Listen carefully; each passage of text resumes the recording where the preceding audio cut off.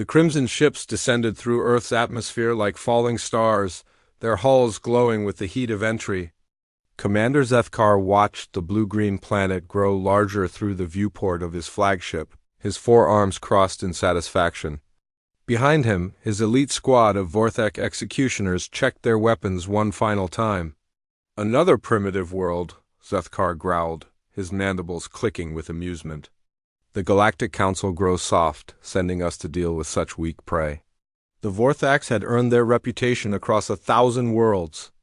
They were the galaxy's finest killers, called upon when entire species needed to be eliminated quickly and efficiently.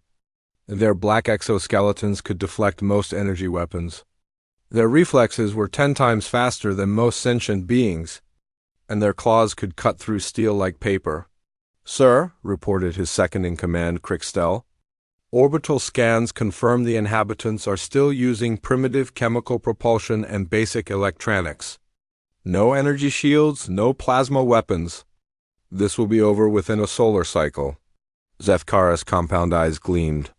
The humans had been declared a threat to galactic peace after their recent ventures into space. Some nonsense about their expansion being too aggressive, their military tactics too brutal. The Council wanted them gone before they could develop real technology. "Begin the standard protocol," Zethkar ordered. "Land in their largest population centers. Make examples of their leaders. Let fear break them before we even begin the real extermination." The first ship touched down in the heart of New York City, crushing several vehicles under its massive weight. Pedestrians screamed and fled as the hull split open like a blooming flower. Steam hissed from the opening, and through the mist stepped beings from humanity's worst nightmares. Each Vorthak stood nearly 8 feet tall, their segmented bodies covered in natural armor that gleamed like obsidian. 4 arms ended in razor-sharp claws, and their heads resembled those of enormous insects, with multifaceted eyes and clicking mandibles that dripped with paralytic venom. "Humans!" Zethkar's voice boomed through his ship's external speakers, translated into perfect English. "I am Commander Zethkar of the Vorthik Execution Corps. Your species has been judged unfit for continued existence. Prepare for termination." But instead of the mass panic he expected, something strange happened. The humans didn't run screaming into the distance. They didn't drop to their knees begging for mercy. Instead, they pulled out small rectangular devices and began pointing them at his warriors. "Are those weapons?" Krixtel asked, confused. The devices were clearly primitive technology. Before Zethkar could answer, his comm system exploded with reports from landing sites across the planet. "Sir, the humans they're recording us." "With their primitive communication devices? Recording?" Zethkar was baffled. What kind of species documented their own extinction? On the streets below, a human female approached his lead warrior, Grathmar.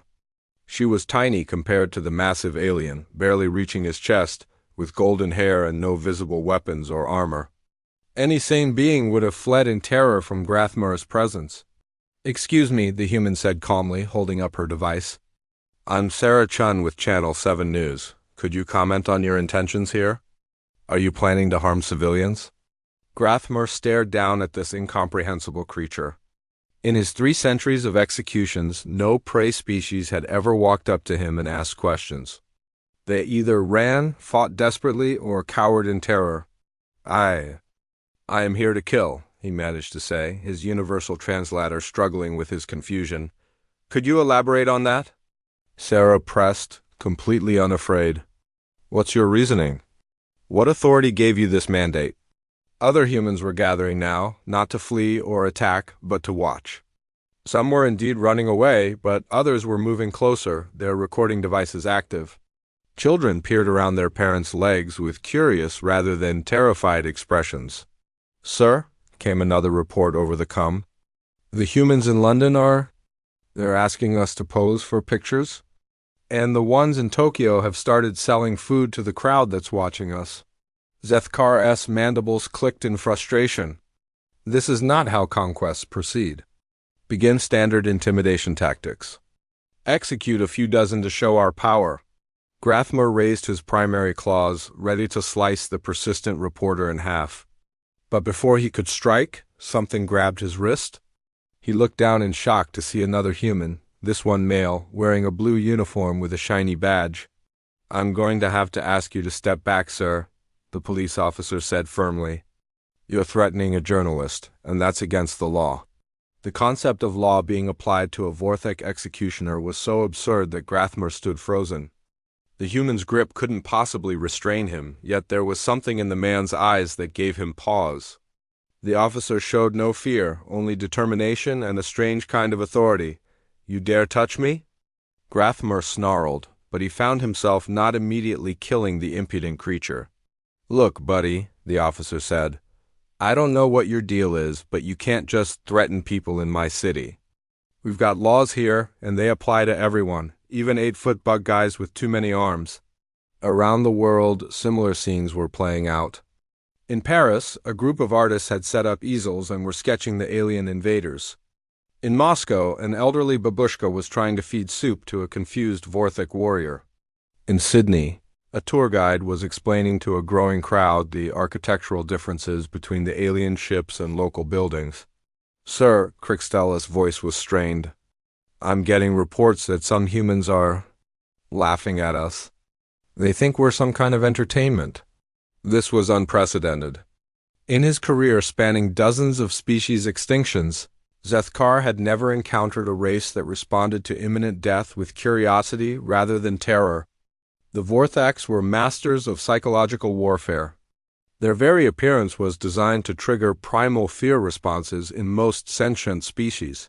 "Perhaps they're too primitive to understand the threat," suggested his tactical officer Blithonox. "Their brains may not be developed enough to process danger properly." But Zethkar wasn't convinced. He watched through his warrior's optical feeds as more humans approached. A group of teenagers had surrounded one of his soldiers and were trying to take selfies with him.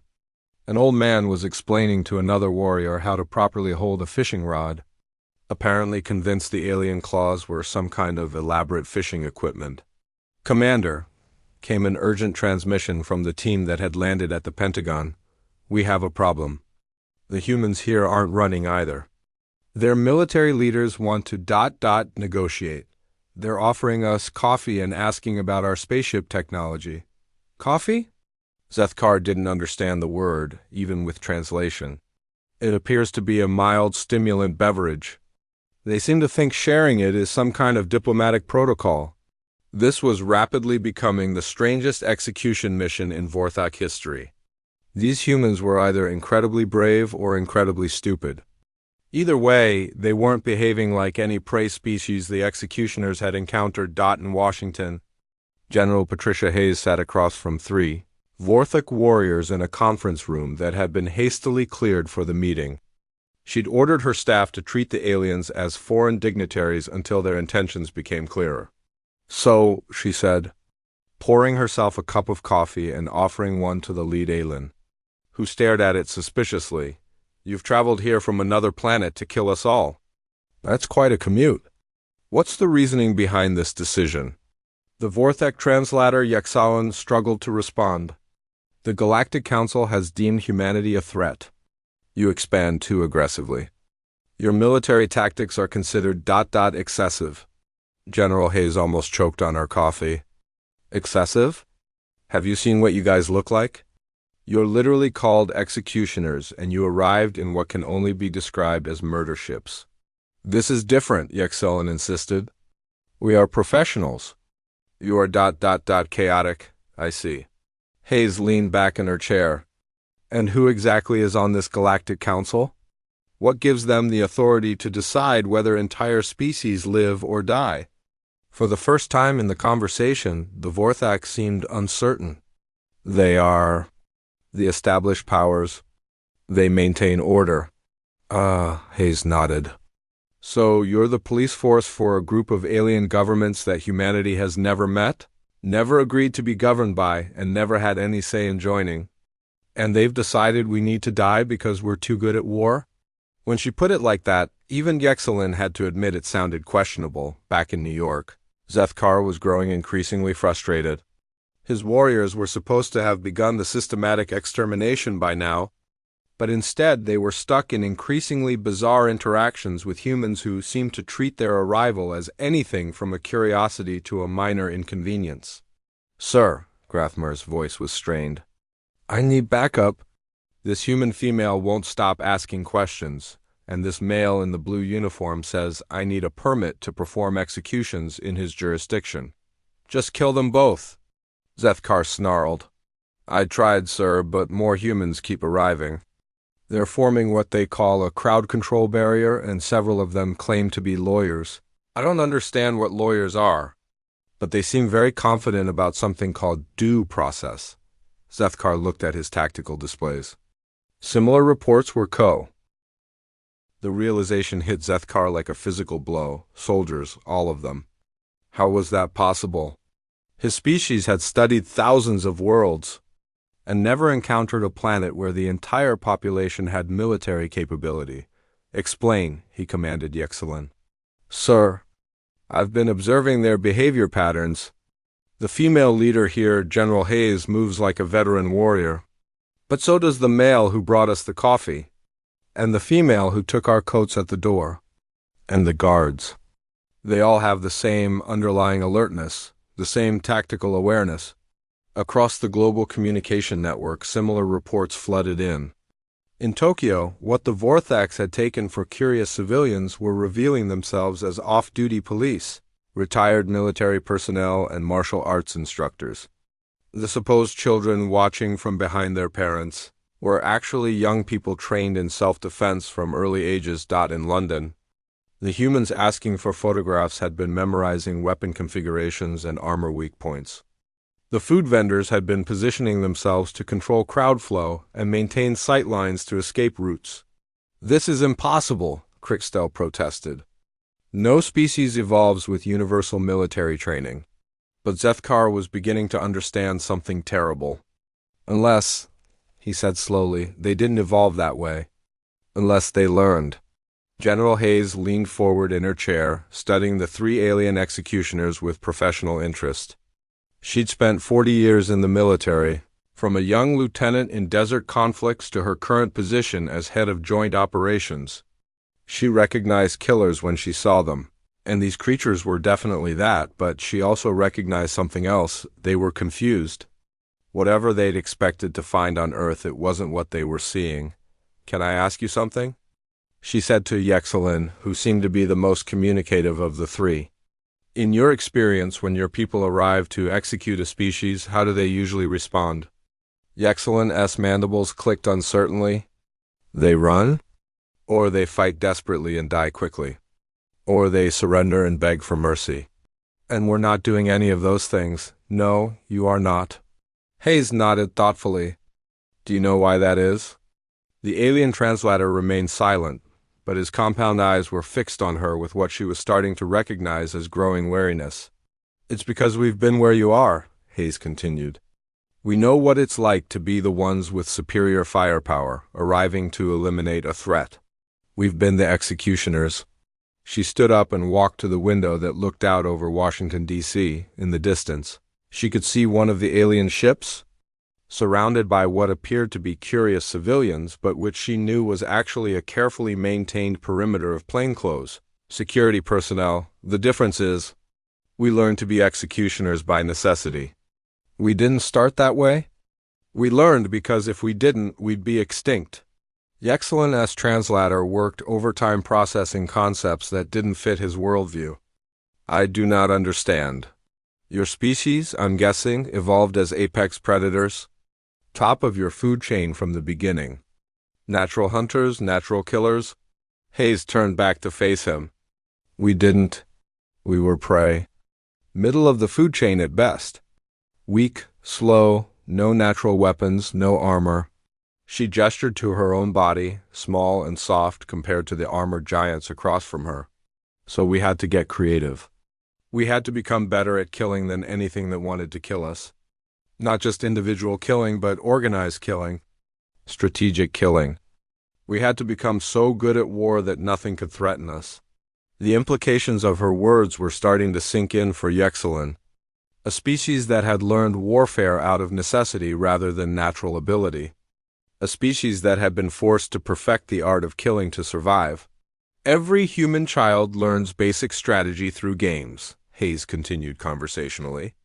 Every human adult has been through some form of conflict training, whether military, police, security, or just self-defense classes.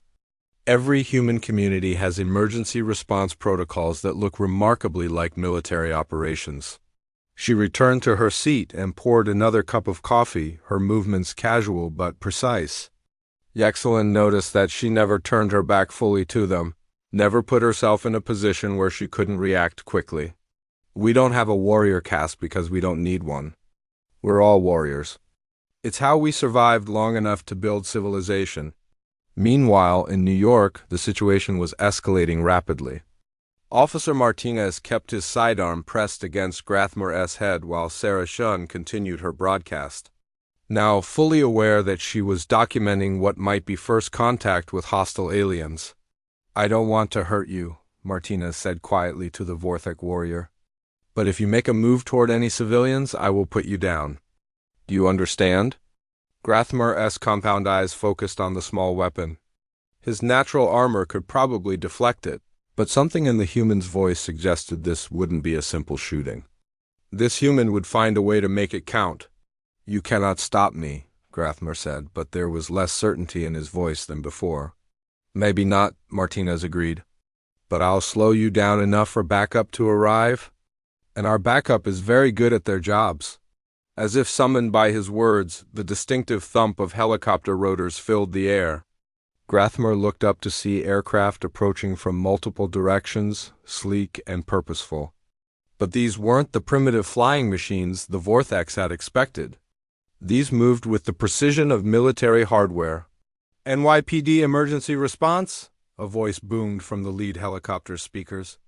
"Alien vessel and personnel, you are surrounded. Stand down and prepare for negotiation." "Surrounded?" Grathmore activated his tactical display and felt his blood chill. Humans had appeared on rooftops throughout the area, visible now that they wanted to be seen. They carried weapons that might be primitive by galactic standards, but there were dozens of them, all with clear sight lines to the alien landing zone. On the street level, what had appeared to be random civilians were revealing themselves as police officers, security personnel, and emergency responders. They'd been there all along, blending into the crowd, waiting. "Sir," Grathmore transmitted to his commander, "I think we've walked into a trap." But Zethkar was dealing with his own problems. Reports were flooding in from every landing site. The humans had been ready for them. Not ready in the sense of advanced technology or superior firepower, but ready in the way that only comes from thinking like a soldier in Moscow. The babushka who had offered soup was now standing with a group of Spetsnaz, veterans who had emerged from the surrounding buildings. She wasn't just a kind old woman. She was a veteran combat medic who had survived the siege of Stalingrad in Paris. The artists had set down their easels and were coordinating with police tactical teams that had been positioned around the landing site since the ships first appeared on radar. In Sydney, the tour guide was actually a retired Special Air Service commander who had been providing real-time intelligence to Australian Defence Force units. While keeping the aliens distracted, every landing site had been quietly surrounded by humans who knew exactly what they were doing. How did they coordinate this so quickly? Krikstel demanded. "We've only been on the surface for 30 minutes. Zethkar was beginning to understand the horrible truth.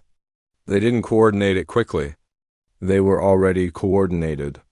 This is their normal state. The concept was staggering. A planet where the civilian population could instantly transform into a military force without visible communication or organization.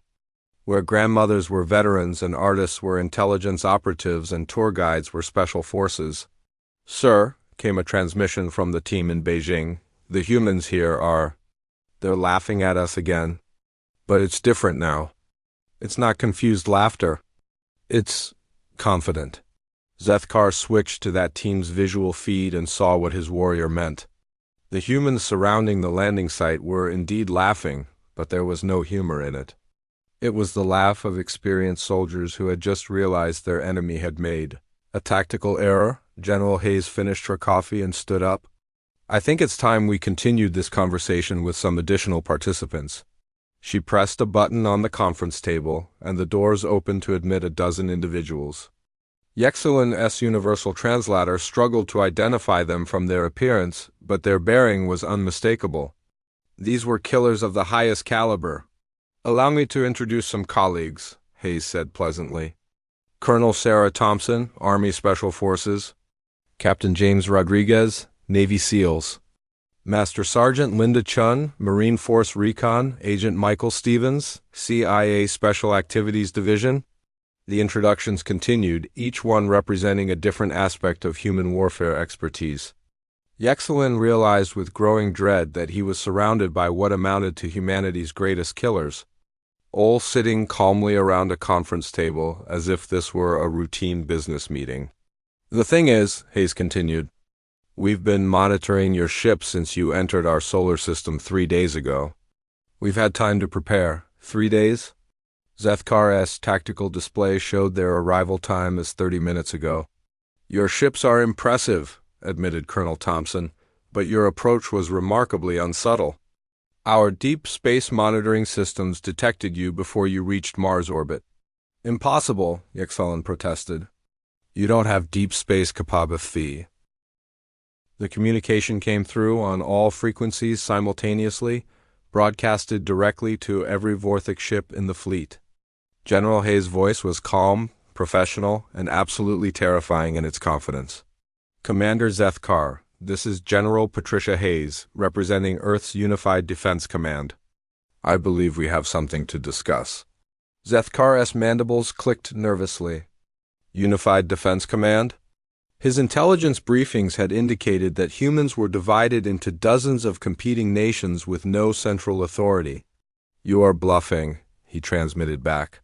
"Humans have no unified command structure." "You're right," Hayes agreed cheerfully. "We don't have one normally. But you showed up on our doorstep talking about extinction, and that tends to get everyone's attention. Funny how a common threat can bring people together." Through his various visual feeds, Zethkar could see the truth of her words. At every landing site, humans who had been going about their daily lives were now working together with seamless coordination. Police, military, civilians, and even children were operating as a single organism. "Impossible," Crickstell muttered. "Species don't coordinate that rapidly without years of preparation." But Agent Stevens' voice cut in, apparently monitoring their communications. "That's where you made your biggest mistake. You assumed we weren't already prepared. Did you really think a species that survived on a planet full of large predators would ever stop being ready for the next threat?" Master Sergeant Chun's voice added, "Every human settlement has emergency protocols. Every human adult knows basic combat medicine, threat assessment, and evacuation procedures. Every human child learns to work as part of a team under pressure. It's not military preparation, it's basic survival skills." In New York, Officer Martinez was still maintaining his position against Grathmer's head. But the alien warrior was beginning to understand that the human was just the visible tip of a very large iceberg. The surrounding buildings were full of humans with weapons, all coordinating through communication devices they wore on their wrists or carried in their pockets. "Sir," Grathmer transmitted to his commander, "I'm monitoring their communications. They're not just coordinated locally, they're connected to military units across their entire planet, in real time." This was perhaps the most disturbing revelation yet. The humans had a planetary communication network that allowed instant coordination between any points on their world. When the Vorthics had landed in multiple cities simultaneously, thinking to divide human defenses, they had instead walked into a trap that was being coordinated globally. "How many of you are soldiers?" Grathmer asked Officer Martinez, unable to hide his growing unease. Martinez considered the question seriously.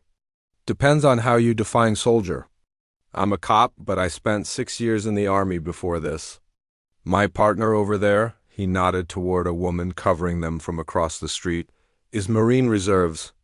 The EMT behind you did 3 tours in Afghanistan. The guy running the hot dog stand is retired Navy. He paused, then continued matter-of-factly. But if you're asking how many of us know how to fight when we need to? All of us, even the kids. Especially the kids sometimes. As if to prove his point, a group of teenagers approached the perimeter. Instead of gawking like typical civilians, they moved with purpose and awareness. One of them, a girl who couldn't have been more than 16, spoke into a small radio device. Perimeter Team 3 to command, requesting permission to establish secondary observation post on the building roof at coordinates ... She rattled off precise location data like a veteran forward observer. Grathmer stared. Children should not know military terminology. They're not just children, Martinez corrected. They're human children. Big difference. General Hayes' voice continued to broadcast to the alien fleet. Commander, I want to share something with you. Are you familiar with the concept of mutually assured destruction? Zethkar accessed his cultural database. A primitive strategic doctrine where species threaten to destroy themselves rather than accept defeat. Close, but not quite right. It's where we threaten to destroy our enemies even if it means destroying ourselves.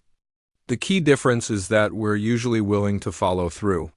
Colonel Thompson's voice joined the conversation. Commander, I want you to understand something about human psychology. We're the only species we know of that voluntarily throws ourselves on grenades to save our teammates. We're the only species that charges into machine gun fire because someone needs to take the position. We're the only species that fights harder when we're losing. Captain Rodriguez added his own observation. We have a saying, if you find yourself in a fair fight, your tactics suck. We don't believe in fair fights. We believe in winning regardless of cost. This was information that hadn't been in any of the Galactic Council's briefings. The Vorthax were beginning to realize that their intelligence about humanity was not just incomplete, but fundamentally wrong. Sir, Yexelin transmitted privately to Zethkar. I'm reviewing our mission parameters. The Council's assessment was based on observations of human conflicts with each other. But those conflicts were restrained. Explain. They fought each other with rules, protocols about civilians, prisoners, acceptable weapons. They held back. But these same humans facing extinction? I don't think they'll hold back. The terrifying implications sank in. The Galactic Council had observed humanity at war, but not humanity facing an existential threat.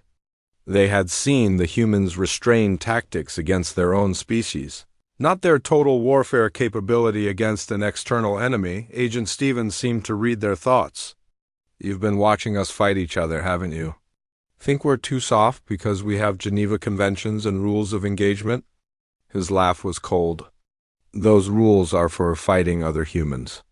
People who might be our neighbors after the war ends. People who have families and cultures we can understand. People who might surrender. Master Sergeant Chen's voice carried a chilling edge. You're not people to us. You're aliens who came to our world talking about extinction. Different rules apply. General Hayes resumed control of the conversation. Commander, I'm going to make this very simple for you. You have 2 choices. Choice 1, you leave. Right now.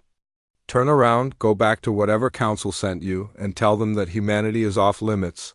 And choice 2?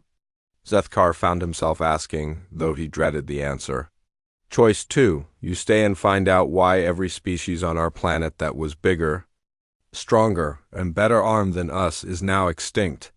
The silence that followed was absolute. Around the world, Vorthak warriors were beginning to understand the magnitude of their miscalculation. They had come to execute a primitive species and instead found themselves surrounded by what amounted to an entire planet of soldiers.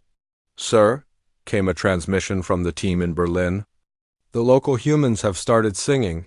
Singing? Zethkar was baffled by this new development. Through the audio feed he heard it. Human voices raised in harmony, but the song was unlike anything in his cultural database. It wasn't a victory chant or a war cry.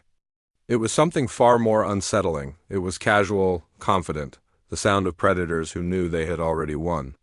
They're singing their national anthem, the Berlin team leader reported. But sir, other humans are joining in. Humans who aren't from this nation. They're all singing together, but in different languages.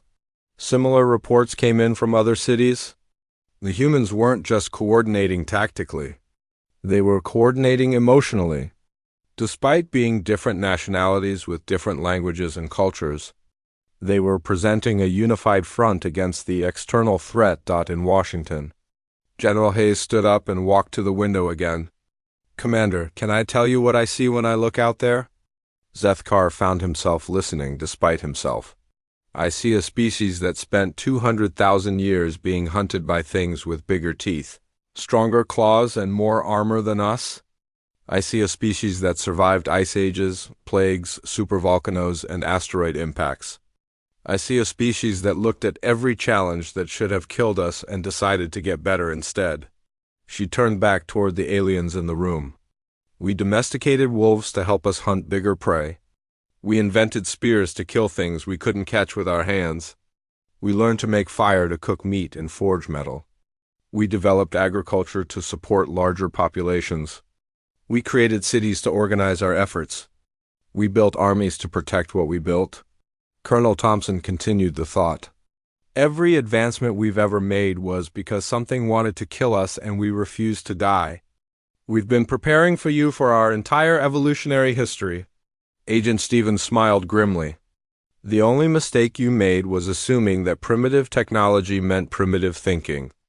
Our weapons might be simple, but our tactics have been refined by millennia of warfare against superior opponents. Master Sergeant Chun activated another holographic display. This one showed global troop movements happening in real time. Commander, while we've been talking, we've moved 500,000 soldiers into position around your landing sites. Not because we needed to, but because we could. The display showed the impossible, an entire planet's military assets being coordinated as a single force, all focused on the alien threat. Your ships are powerful, Captain Rodriguez admitted, but they're designed to flee.